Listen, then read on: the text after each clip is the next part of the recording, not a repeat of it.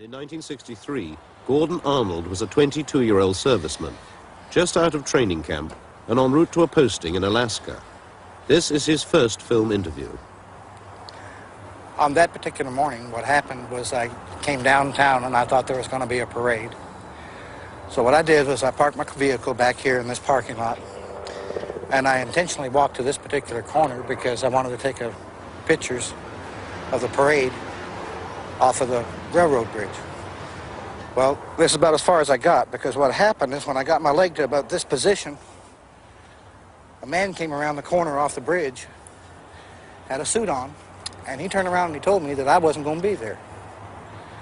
And I guess I was younger and more spunky at that time, because I told him, you and who else is going to keep me off the bridge? And he pulled out an identification card and he said, I'm with the CIA. And I said, well, that's enough muscle. I'll leave.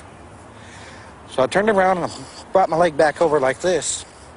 I walked down the fence line here about halfway. And I was looking over the fence to see if I could get a good shot of the parade. And he come back up and he told me, he says, I told you to get out of this area. And I said, okay. So I walked the complete length of the fence, got around on the other side.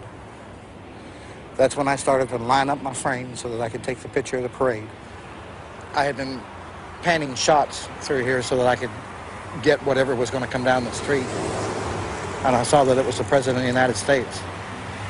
And as I was panning down this direction, just as I got to about this position, a shot come right past my left ear. And that meant it would have had to come from this direction. And that's when I fell down. And to me, it seemed like a second shot was at least fired over my head.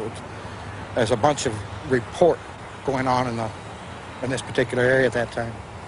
And what happened was that while I was laying on the ground, it seemed like a gentleman came from this particular direction. And I thought it was a police officer because he had a uniform of a police officer. But he didn't wear a hat, and he had dirty hands. But it didn't really matter much at that time, because with him crying like he was, and with him shaking when he had the weapon in his hand, I think I'd have gave him almost anything except the camera, because that was my mother's.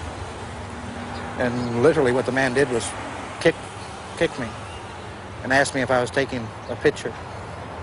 I told him that I was.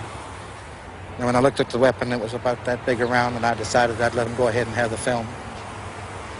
I gave it to him, and then he went back off in this direction. I went off in this direction. And 3 days later, I was in Alaska. And I didn't come back to the United States for about 18 months.